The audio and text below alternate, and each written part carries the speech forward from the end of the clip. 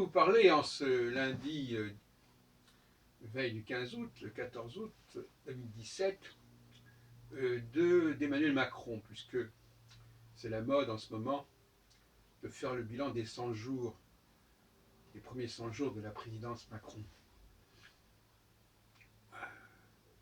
Deux réflexions. L'une concernant le décalage entre sa politique intérieure et sa politique extérieure, et l'autre concernant le climat de trahison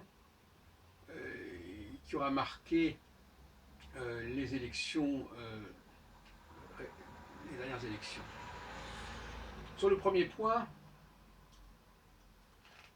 on notera que Macron est extrêmement attentif à ce qui se passe à l'étranger et qu'il respecte les sensibilités et les personnalités des différents leaders politiques.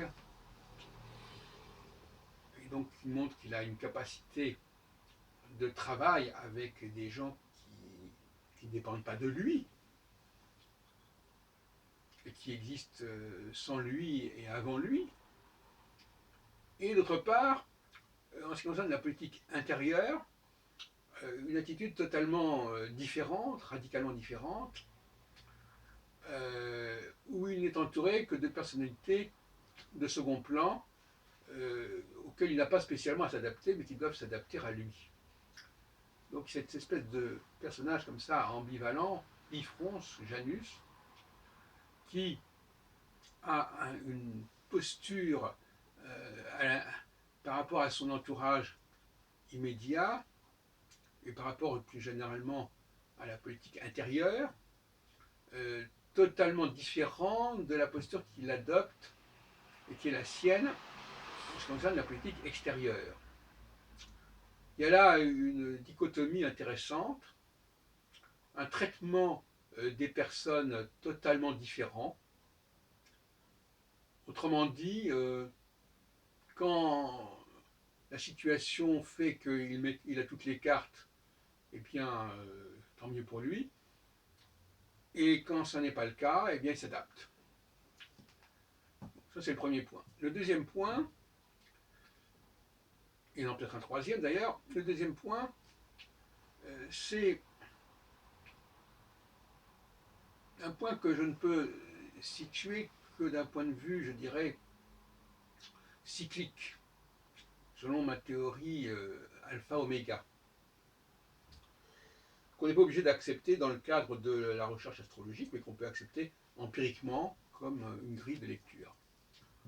Il semble que toute société fonctionne sur une pulsation à double niveau. Tantôt,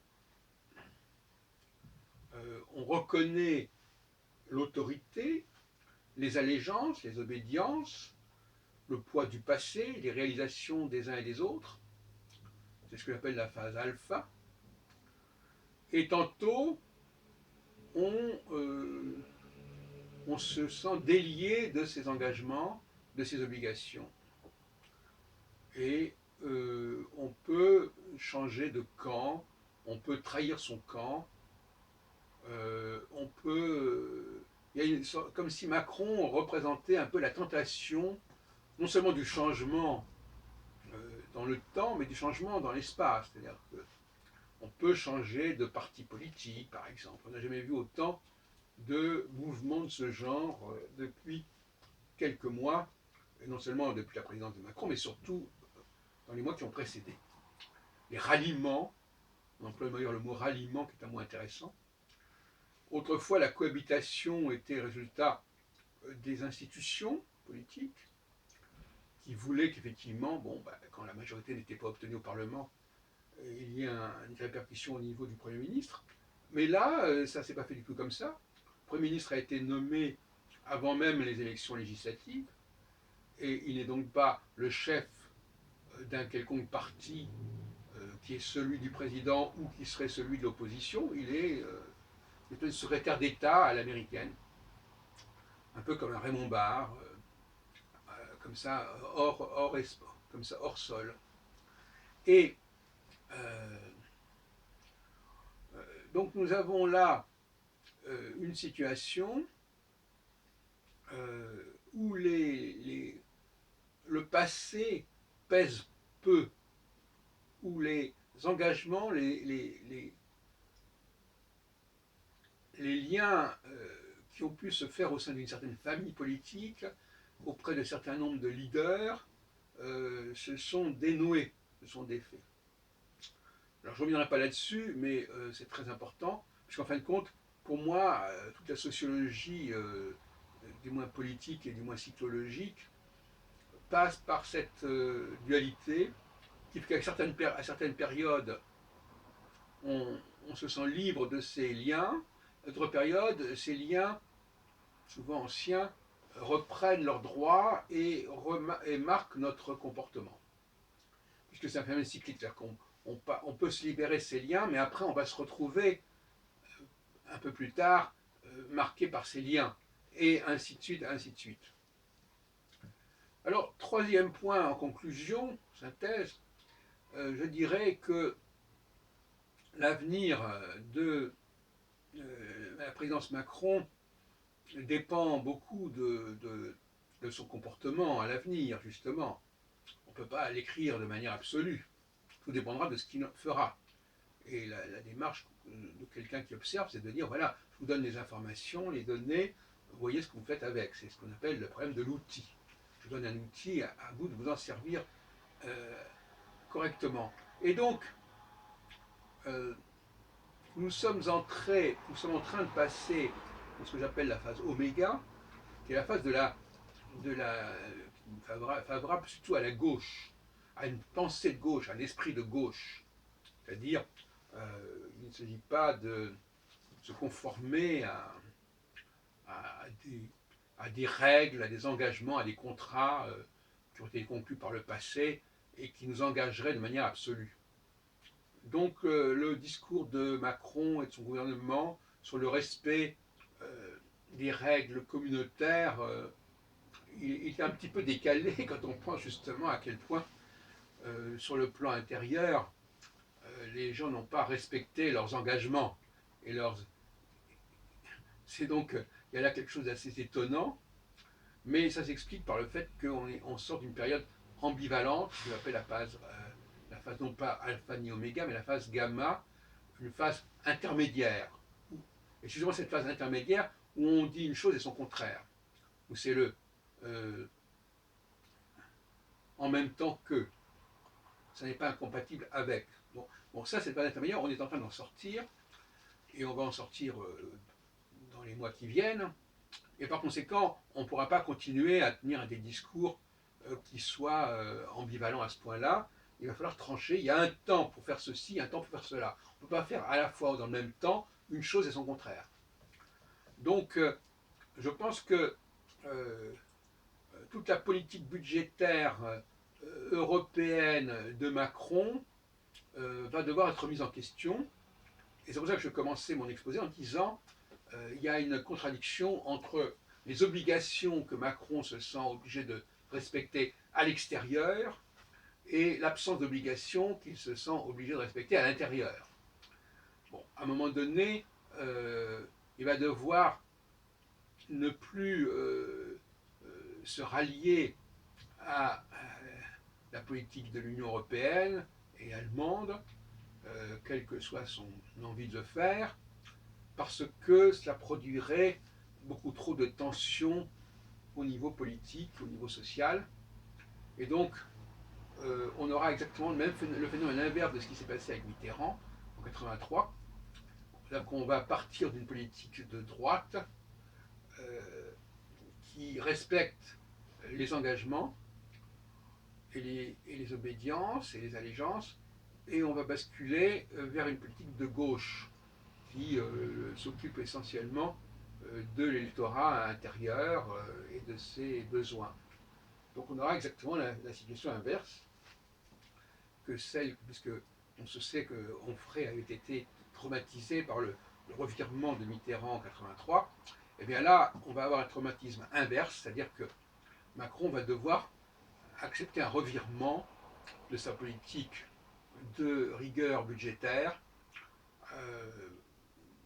on voit pas très bien comment il pourrait l'éviter, sinon en créant une crise de régime et des crises sociales qui pourraient aller au même niveau que celle de mai 68.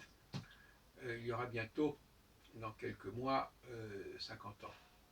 Et 50 ans, ça revient à 7 fois 7 ans. Actuellement, en 2017, on est à 49 ans de 1968. Et c'est pas rien. Mais c'est pas comme ça que ça se passe non plus. C'est pas bon. Mais c'est ça globalement ce qui peut se passer. Donc, que va faire Macron?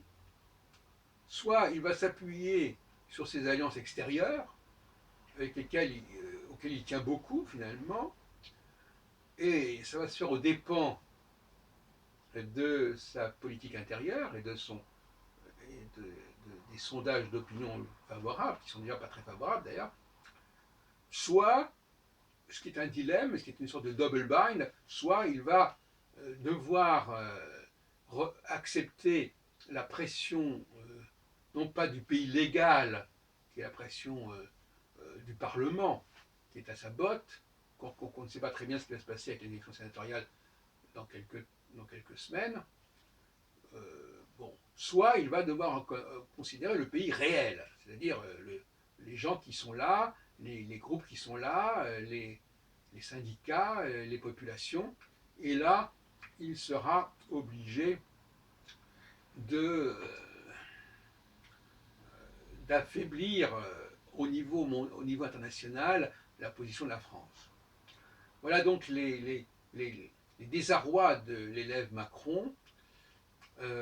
C'est pas de sa faute parce qu'il a été élu à un moment donné qui favorisait cette espèce de confusion et de mélange des genres.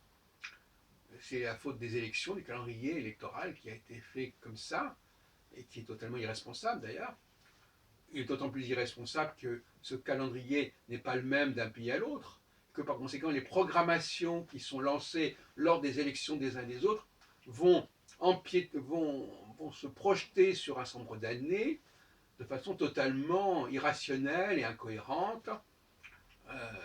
On verra ce qui va se passer avec Mme Merkel à la rentrée lors des prochaines élections en Allemagne.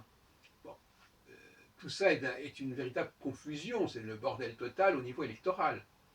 Si on admet qu'effectivement, la règle du jeu, comme quoi, du moment qu'on a été élu à un certain moment, eh bien, les conditions d'élection de ce moment-là doivent peser sur les 5 ans, par exemple, qui vont suivre, automatiquement. Bon, mais ça, cet automatisme, il est absolument inacceptable sur le plan de ce que j'appelle le nouveau droit constitutionnel, qui ne saurait faire abstraction d'une certaine forme de cyclologie, puisque lui-même joue à la cyclologie, il détermine des périodes, il détermine des commencements, des fins de mandat, etc. Mais il le fait de manière totalement virtuelle, sans tenir compte de la réalité psychologique, psychosociologique, dont moi je suis un peu un spécialiste. Donc ça, c'est effectivement un problème. Il va falloir réviser la Constitution ou créer une nouvelle sixième Constitution, sixième République, qui sera, elle, articulée sur des données cycliques pertinentes et non pas virtuelles comme on a pris l'habitude de le faire depuis que les Américains, à la fin du XVIIIe siècle, ont fixé comme ça un mandat qui doit durer telle date, tant de temps, etc. Voilà. Et encore que eux, chez eux, il y a des populations au niveau du renouvellement, etc. Mais ce n'est pas le problème. Bon, de toute façon, de manière générale, le fonctionnement constitutionnel n'est pas approprié et peut être extrêmement dangereux finalement et rigide. Alors, alors on va nous dire, oui, mais alors finalement, oui, Macron a été élu pour ça, pour ce programme-là, donc il doit l'appliquer. Ben non, je suis désolé, ce genre de discours n'est pas acceptable. Je ne parle pas de Macron en particulier, mais un responsable politique, il est élu à un certain moment. Effectivement, il faudrait peut-être ne pas le faire à n'importe quel moment non plus, et il va falloir qu'il tienne compte des évolutions qui vont se produire au cours de son mandat, et ne pas s'accrocher de façon absolument obsessionnelle à ce qui a été proposé lors de l'élection. Eh bien, bon courage. Hein.